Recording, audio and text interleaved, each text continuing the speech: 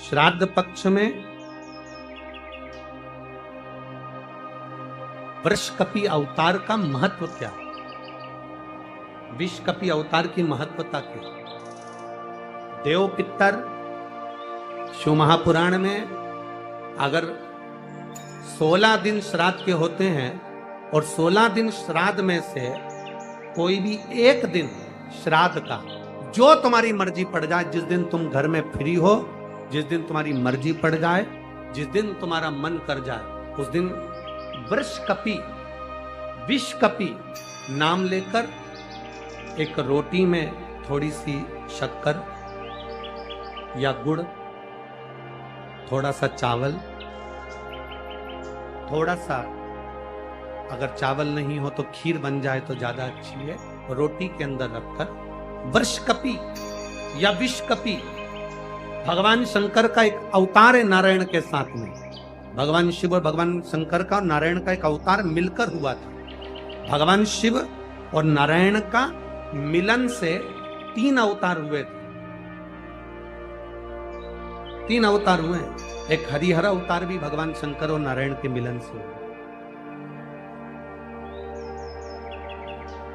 एक वृषकपि अवतार भी नारायण और शिव के मिलन से हुआ। तो जो वृषकपि अवतार है भगवान शंकर और एक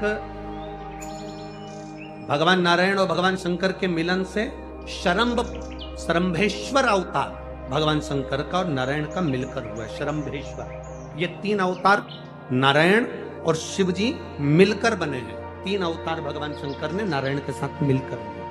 शरीर एक बनाया, दोनों मिल गए, एक शरीर बनाकर जगत का कल्याण कर।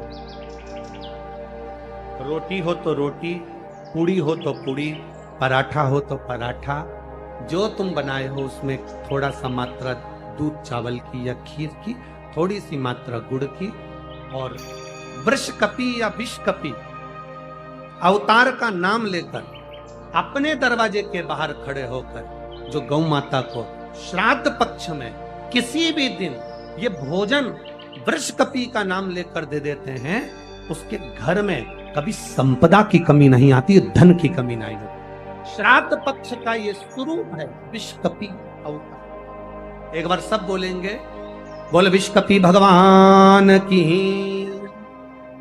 अब नाम आप लोग ले जिससे आप लोगों को याद हो जाए। बोलिए, विषकपि भगवान की।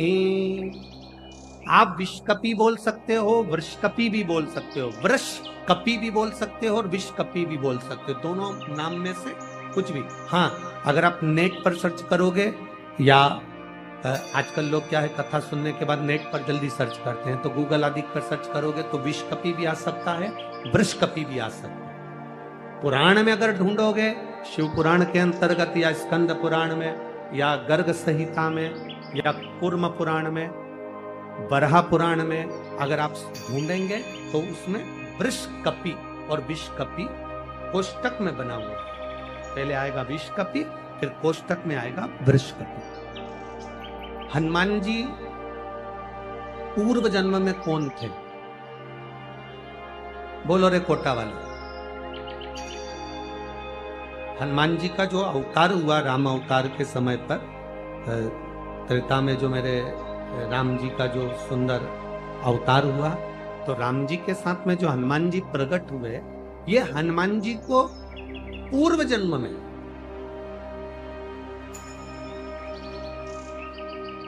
पूर्व समय में जो हनुमान जी को ये बानर का रूप मिला है, राम अवतार के समय पर हनुमान जी का जो स्वरूप प्राप्त हुआ, ये हनुमान जी पूर्व समय में किस रूप के अंतर्गत हनुमान जी को ये रूप दिया? ये किसका अवतार है? ये किसका स्वरूप है? ये किसका अंश अवतार है? कई लोग कह देते हैं ये शंकर भगवान के अंश स्वरूप हैं, शंकर सुवन केसरी नंदन। पर शिव महापुराण जिसने दिल से सुनी हो, जिसने पढ़ी हो, जिसने स्मरण किया हो, तो हनुमान जी का जो पूर्व का जो भाव है वो विषकपि अवतार, जो भगवान शंकर और भगवान विष्णु ने एक अवतार लिया था जिसका नाम था विषकपि अवतार। कौन सा अवतार है? विषकपी,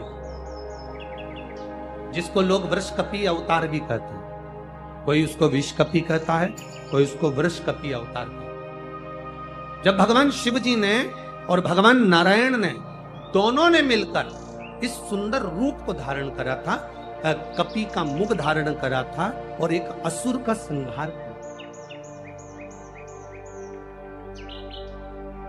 जिसको वृषकपी भी कहा गया, जिसको विषकपी भी कहा गया। उस वृषकपी अवतार का रूप श्री हनुमंत लाल जी को त्रेता में प्रदान किया। श्री हनुमंत लाल 16 श्राद्ध में 16 दिन आर्यमा स्वामी पितरों को पितृलोक चंद्रलोक से ऊपर पितृलोक से लेकर निकलते हैं। जैसे आपके यहाँ चतुर्थी का श्राद्ध है तो चतुर्थी के श्राद्ध वाले दिन जितने भी चतुर्थी के श्राद्ध वाले हैं सब जगह पर पितरों को भेजते हैं, उनकी छतों पर छोड़कर आते हैं। फिर 7 दिन तक श्राद्ध वाले 16 दिन तक पितृ पूरी पृथ्वी पर मृत्यु लोक में भ्रमण करते हैं, श्राद्ध का भोजन करते हैं। एकम का श्राद्ध जिसका होता है उसको भेजते, दूज का जिसको भेजते, तीज का जिसको भेजते। इनको लेकर उस दिन वापिस नहीं जाते, इनको अमावस्या वाले दिन लेकर जाते। 16 दिन श्राद्ध के पूर्वज पितृलोक छोड़कर चंद्रलोक छोड़कर मृत्यु लोक में रहे, भ्रमण करते रहे। 2 चावल का दाना आप अपने पूर्वजों के पितरों के स्थान का स्मरण कर कर या परिंदा या मटके का स्मरण कर कर छत पर डाल दो, उसका स्मरण रहे, मिले उसका। श्राद्ध पक्ष के अंदर चुटकी भर आटा दरवाजे की दोनों चौखट पर डाला जाता है। किसी किसी के यहाँ दरवाजे पर आटे से रंगोली बनाई जाती, वो देव पितर के भाव से डाला। जिस बेटे बेटी का मंगल विवाह नहीं हो रहा हो, शुभ कार्य की सूचना नहीं आ रही हो, बहुत दिनों से एक फाइल कहीं लगी हुई है, अटकी हुई है, नहीं काम हो रहा, हम उनसे कहेंगे ये जो 16 दिन श्राद्ध के हैं, जितने दिन निकल गए, जितने दिन बचे हैं उन दिन में आपके दरवाजे के बाहर एक चुटकी घर से आटा लाकर चौखट के इस ओर चौखट के उस ओर दोनों जगह चुटकी भर आटे को डालना प्रारंभ करो। 16 दिन श्राद्ध के पूर्ण हो। जब अमावस्या आए किसी जलाशय, सरोवर, तालाब, बावड़ी, कुआं के पास में घी का दिया लगाकर आना, बाबा से प्रार्थना कर आना। केवल 22 से 24 दिन निकलते हैं और घर में कोई शुभ कार्य की सूचना आना प्रारंभ। रोटी जब देते हैं या तो गाय के मुख में 16 श्राद्ध में जब रोटी देते हैं तो रोटी को बीच में से तोड़कर, रोटी का जो भाग होता है उसको मतलब ऊपर से फुलका का परत नहीं निकालना है। रोटी जो सीधी सीधी है ना, जैसे ये रोटी है तो इसको बीच में से तोड़ लिया, 2 भाग विभाजित कर लिया, नीचे वाले भाग में भी थोड़ा सा गुड़ शक्कर रख लिया, ऊपर वाले भाग में भी गुड़ शक्कर रख लिया, एक के ऊपर एक रोटी को रख लिया, वो गाय को दी। तो अपन श्राद्ध पक्ष में 2 पूड़ी का प्रमाण है कि गाय को 2 रोटी दी जाती है, कुत्ता को 2 रोटी दी जाती है। 2 पूड़ी रख के देते भी देते, आप लोग तो देते होगे, 2 पूड़ी के ऊपर पूड़ी रखकर, थोड़ा सा मीठा रखकर, नमकीन रखकर, कुत्ते को भी देते, 2 पूड़ी तोड़कर कागा को भी देते। 2 पूड़ी का प्रमाण कहां से आया?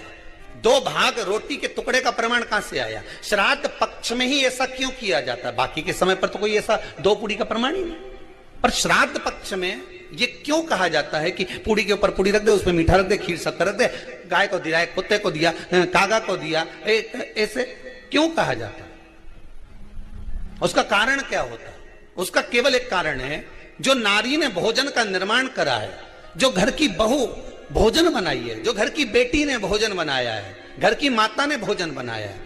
महाराज, पिता पुरुष एक कुल को तारता है, बेटी 2 कुल को तारती है। जब श्राद्ध पक्ष में 2 भाग रोटी के कर कर गाय को देती है, 1 भाग तो उसके ससुराल वालों को मिलता है, ससुराल को। जब गया जी का पिंड होता है तो नाना नानी सबका स्मरण कराया जाता है।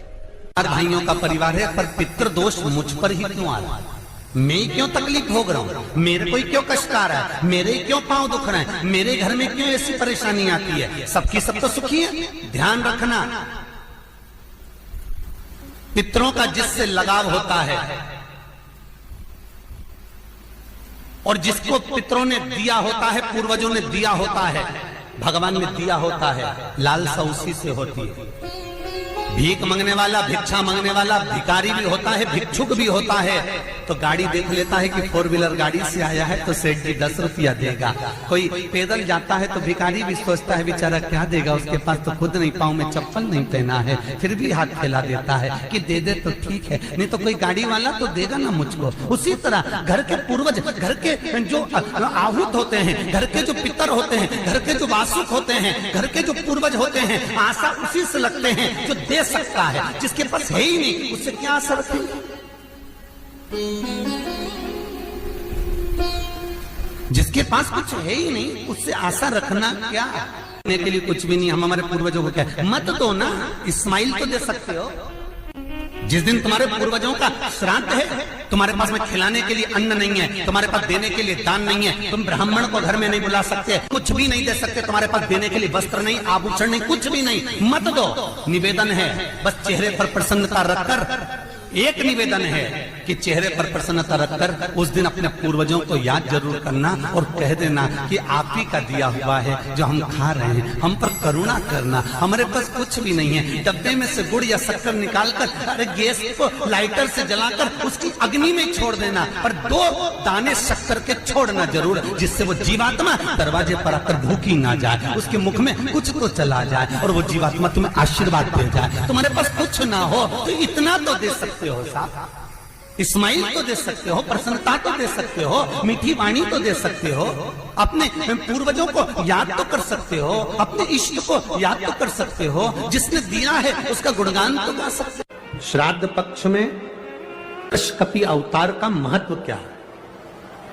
विषकपि अवतार की महत्वता क्या है? देव पितर शिव महापुराण में अगर 16 दिन श्राद्ध के होते हैं और 16 दिन श्राद्ध में से कोई भी एक दिन श्राद्ध का जो तुम्हारी मर्जी पड़ जाए, जिस दिन तुम घर में फ्री हो, जिस दिन तुम्हारी मर्जी पड़ जाए, जिस दिन तुम्हारा मन कर जाए, उस दिन वृषकपि, विषकपि नाम लेकर एक रोटी में थोड़ी सी शक्कर या गुड़, थोड़ा सा चावल, थोड़ा सा अगर चावल नहीं हो तो खीर बन जाए तो ज्यादा अच्छी है, रोटी के अंदर रखकर वृषकपि या विषकपि भगवान शंकर का एक अवतार है नारायण के साथ में। भगवान शिव और भगवान शंकर का और नारायण का एक अवतार मिलकर हुआ था। भगवान शिव और नारायण का मिलन से 3 अवतार हुए थे। 3 अवतार हुए। एक हरिहर अवतार भी भगवान शंकर और नारायण के मिलन से हुआ। एक वृषकपि अवतार भी नारायण और शिव के मिलन से हुआ। तो जो वृषकपि अवतार है भगवान शंकर और एक भगवान नारायण और भगवान शंकर के मिलन से शरंभेश्वर अवतार भगवान शंकर का और नारायण का मिलकर हुआ है। शरंभेश्वर, ये 3 अवतार नारायण और शिव जी मिलकर बने हैं। 3 अवतार भगवान शंकर ने नारायण के साथ मिलकर लिया, शरीर एक बनाया, दोनों मिल गए, एक शरीर बनाकर जगत का कल्याण करा। रोटी हो तो रोटी, पूड़ी हो तो पूड़ी, पराठा हो तो पराठा, जो तुम बनाए हो उसमें थोड़ा सा मात्रा दूध चावल की या खीर की, थोड़ी सी मात्रा गुड़ की, और वृषकपि या विषकपि अवतार का नाम लेकर अपने दरवाजे के बाहर खड़े होकर जो गौ माता को श्राद्ध पक्ष में किसी भी दिन ये भोजन वृषकपि का नाम लेकर दे देते हैं, उसके घर में कभी संपदा की कमी नहीं आती, धन की कमी नहीं आती। श्राद्ध पक्ष का ये स्वरूप है विषकपि अवतार। एक बार सब बोलेंगे, बोल विषकपि भगवान की। अब नाम आप लोग ले जिससे आप लोगों को याद हो जाए। बोलिए विषकपि भगवान की। आप विषकपि बोल सकते हो, वृषकपि भी बोल सकते हो, वृषकपि भी बोल सकते हो और विष। देव पितर कथा का ये सबसे सुंदर संवाद है विषकपि अवतार। पुराण की कथा सुन ली तो पितरों को समझ जाएगा कि पितर है क्या। सारे लोकों में सबसे सुंदर लोक है पितर लोक। कारण क्या है? तुम्हारे यहां दिवाली साल में एक बार मनाई जाती है। देवलोक में दिवाली साल में एक बार मनाई जाती है, नाग दीपावली के दिन। पितृलोक में दीपावली रोज मनाई जाती है। कारण, पितृलोक में दिवाली रोज क्यों मनाई जाती है, उसका कारण क्या होता है? लक्ष्मी जी ने नारायण से पूछा, ब्रह्माणी ने ब्रह्मा जी से पूछा, इंद्राणी ने इंद्र से पूछा, एक बात बताओ, तुम दिन भर बैकुंठ में नहीं रहते हो नारायण, आप कहां चले जाते हो? भगवान विष्णु ने कहा, मैं बता नहीं सकता कि मैं दिन भर कहां जाता हूं। नहीं, आज तो आपको बताना पड़ेगा कि तुम दिन भर कहां जाते हो, तुम दिन भर रहते कहां हो, कहां पहुंच जाते हो दिन भर, आपको बताना पड़ेगा, ये आपको बोलना पड़ेगा। भगवान नारायण कहते हैं, मैं नहीं बता सकता। सुबह शाम घर पर आते हो, दिन भर गायब रहते हो, आखिर जाते क्या हो? पत्नी पति से क्यों ना पूछे? तुम भी अपने पति से पूछ सकती हो, क्यों दुकान तो 8 बजे बंद हो गई थी, 11 बजे आ रहे हो, कहा वो काम था। लक्ष्मी जी ने पूछा, तुम दिन भर कहां रहते हो? भगवान विष्णु ने कहा, मैं बता नहीं सका। बताना पड़ेगा। तब नारायण ने कहा, फिर नारायण बोले, नारायण ने कहा कि देखो लक्ष्मी, बात ऐसी है कि पितृलोक इतना सुंदर लोक है, इतना सुंदर लोक है कि जहां जितने पितर निवास करते हैं, उनके घर का कोई व्यक्ति अगर कथा सुनने जाता है, मंदिर जाता है, अगरबत्ती लगाता है, दिया लगाता है, या पूजन आराधना करता है, या भूलवश भी कहीं भगवान की कथा में जाकर बैठ जाता है, जितनी देर उसके घर का व्यक्ति कथा में बैठता है, नारायण कहते हैं उतनी देर मैं उसके घर के पितरों के कंधे पर हाथ रखकर कथा को श्रवण करता हूं। पितृलोक इतना सुंदर है। और पितृलोक के जो स्वामी है, आर्यमा स्वामी, वो पितृलोक के जो स्वामी है वो भी बड़े सुंदर है। और पितृलोक के जो स्वामी है बड़े सुंदर, और पितृलोक के स्वामी जिस पर बैठते हैं, काय पर बैठते हैं?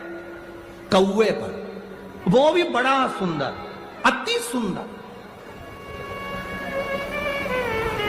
अरे गुरुजी कहां की बात कह रहे हो? सबसे सुंदर पक्षी तो मोर है, राष्ट्रीय पक्षी में भी उसको कहा सबसे सुंदर पक्षी तो मोर है, और आप कह रहे हो कि दुनिया का सबसे सुंदर पक्षी कौवा है। अरे भाई, जिसने कथा नहीं सुनी उसको लगता है कि दुनिया का सबसे सुंदर पक्षी मोर है, पर अगर शास्त्र को उठाकर देखोगे तो दुनिया का सबसे सुंदर पक्षी कौवा था। पहले नंबर पर सफेद, सुंदर, अति सुंदर कौवे के आगे कोई पक्षी नहीं था। अमृत कौन लेकर आएगा? कोई आगे नहीं आया, तब ब्रह्मा जी ने कौवे को बुलाया, ए कौवा, तुम अमृत लेकर आओ, क्योंकि तुम्हारी दृष्टि बड़ी प्रबल है, तुम अमृत को ढूंढ कर ला सकते। कौवा, अमृत तो लाना, पर झूठा मत करना, अमृत को लेकर आना, मुझे बताना कहां रखा है तो मैं लेने चले जाऊंगा। कौवे ने कहा, जो आज्ञा ब्रह्मदेव। कौवा आर्यमा स्वामी को नमन करा, प्रभु ब्रह्मा जी का काम है, मुझे जाना पड़ेगा। कौवा बड़ा सुंदर था, बुद्धिमान था, तो कौवे को भेज दिया। इसलिए रामचरितमानस में काकभसुंडी की कथा बार बार आती है। गरुड़ और कौवे की कथा आ रही है। कौवा कितना विद्वान था, चला अमृत का पता लगाने के लिए। जब कौवा चला, अमृत का पता लगाते लगाते लगाते लगाते कौवे ने संकल्प ले लिया था कि जब तक अमृत नहीं मिलेगा मैं मुख झूठा नहीं करूंगा, पानी तक नहीं पीऊंगा। भूखा प्यासा कौवा दौड़ता रहा। आर्यमा स्वामी से कहकर कौवा दौड़ते दौड़ते दौड़ते दौड़ते जाए, बहुत दिन हो गए, तब कौवे को अमृत मिला। अमृत मिला तो कौवे को लगा बहुत तेज प्यास लग रही है, करूं क्या? कौवे ने उस अमृत को झूठा कर दिया। ब्रह्मा जी को आकर कहा, स्वामी अमृत वहां रखा हुआ है, पर बात इतनी सी है कि मैंने उस अमृत को झूठा कर दिया। ब्रह्मा जी को क्रोध आ गया। ब्रह्मा जी ने कहा, रे कौवे, तू सफेद होकर, सुंदर होकर, तूने ऐसा काला काम कर दिया, ऐसा बेकार काम करा, तूने अमृत को झूठा करा और ऐसा काला काम तूने करा। मैं तुझे श्राप देता हूं कौवे, तू गोरे से काला हो जाएगा। तूने अमृत को झूठा करा, इसलिए तेरी वाणी कर्कश हो जाएगी, तेरी वाणी कर्कश हो जाएगी। अमृत को कौवे ने झूठा करा था, इसलिए सारे पक्षी जल्दी मरते हैं, पर कौवा इतनी आसानी से नहीं मरता। कौवा इतनी आसानी से नहीं मरता। सारे पक्षी जल्दी मरते हैं, पर कौवा आसानी से नहीं मरता। तेरी वाणी कर्कश होगी तो काला होगा। सुंदर कौआ काला हो गया। आर्यमा स्वामी ने देखा कि मेरा कौआ, मैं जिस पर बैठता हूं, ये काला हो गया। आर्यमा स्वामी ने ब्रह्मा जी से कहा, आप क्या चाहते थे? ब्रह्मा जी कहते हैं, मुझे यज्ञ करना था, जमीन को लीपना था, कौवे ने अमृत झूठा कर दिया। क्यों चिंता करते हो? अमृत तो अमृत है, कोई झूठा भी कर देगा तो अमृत की शान कहां घट जाए? अमृत की क्या शान घटना? आर्यमा स्वामी ने कौवे से कहा, तू चिंता मत कर। आर्यमा स्वामी बोले, कौवे तू चिंता मत कर, आज मैं तुझको एक कार्य देता हूं। जब 16 श्राद्ध आएंगे, कौवा, जिस जीव की जो तिथि होगी, मान लो किसी की चतुर्थी तिथि है, उस चतुर्थी तिथि पर तुझे छोड़ने के लिए पृथ्वी पर पितरों को जाना पड़ेगा। जब उनके छत पर तो पितरों को छोड़ने के लिए जाएगा, कौवा, जब तू वापिस आएगा, तेरे लिए छत के ऊपर भोजन रखा रहेगा। जिसकी छत पर भोजन रखा मिल जाए, उसको तू पाएगा तो पितृ तृप्त होंगे। कौवे ने कहा, मेरे द्वारा पितृ तृप्त होंगे? कौवा, नहीं, जब पितर वापिस आएंगे, पितृलोक में रहेंगे, उनको 1 वर्ष के अंदर जब भूख लगेगी, तब कौवा तू अपनी चोंच में उनकी छत से जो भोजन लेकर आएगा, अपनी चोंच से निकालकर उन पितरों को देगा, जिससे उनका कल्याण होगा और वो आशीर्वाद प्रदान करेंगे। हम नहीं पहचानते हमारे शास्त्रों के विधानों को। हमने कह दिया ये अच्छा है, हमने कह दिया वो अच्छा, उसको समझो क्या कि श्रेष्ठता कहां है।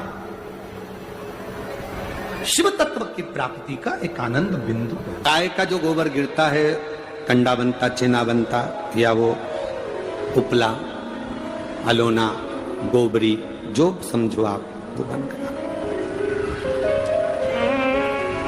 पितरों को घी में गुड़ मिलाकर, शक्कर मिलाकर धूप देते हैं। वो धूप का प्रारंभ कहां से हुआ वो समझना। असमंज ने वशिष्ठ बाबा से कहा, मेरे भाई नहीं मिल रहे। वशिष्ठ ऋषि ने कहा, रुको, अपने शिष्य से कहा, नंदनी गाय का जो गोबर का कंडा बना है, छेना बना है, उसको लेकर, अलोना, गोबरी, उसको लाओ। कंडे को लाया गया, अग्नि में जलाया गया, जलाकर असमंज के सामने उसको रखा गया। उसमें नंदनी गाय के दूध का घी बनाकर उस कंडे पर छोड़ा गया। कंडे में से जो धुआं निकला, जो धूप निकली, जो तरंग निकली, जो सुगंध निकली, वशिष्ठ बाबा ने असमंज से कहा, सुनो, ये तरंग, ये धुआं, ये गंध इस कंडे की, गाय के गोबर के कंडे की, उस घी की तरंग जहां जा रही है, वहां तुम जाओ। इस तरंग, इस सुगंध के पीछे पीछे जाना, तुम्हें तुम्हारे भाई प्राप्त हो जाएंगे। असमंज उस तरंग सुगंध के पीछे पीछे पीछे पीछे पीछे पीछे खुशबू लेते हुए सुगंध धुएं के पीछे पीछे जाने लगा। जाते जाते जाते जाते कपिल मुनि के आश्रम में असमंज पहुंच गए।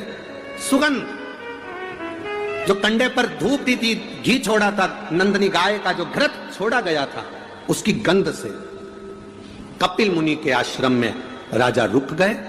असमंज उस गंध को वहीं पर जानकर उन्होंने देखा, यहां पर जरूर मिलेंगे। तब कपिल मुनि मिले और कपिल मुनि से मालूम पड़ा कि मेरे 60,000 भाइयों ने कपिल मुनि पर घोड़े के चोरी का, अश्व की चोरी का इल्जाम लगाया था, अश्वमेध यज्ञ के अश्व की चोरी का इल्जाम लगाया था। इसलिए ये 60,000 कपिल मुनि के आश्रम में जलकर भस्म हो गए, 60,000 राख के ढेर बन गए। असमंज ने कपिल मुनि के हाथ जोड़ लिए, गुरुवर, मैं आपको नमन करता हूं, मेरे भाइयों से गलती हो गई, आप पर चोरी का इल्जाम लगा दिया। निवेदन केवल इतना है कि अब मेरे भाइयों का कल्याण कैसे होगा? ये मेरे 60,000 जो भाई मरे हैं, इनकी मुक्ति कैसे होगी? इनका मोक्ष कैसे होगा?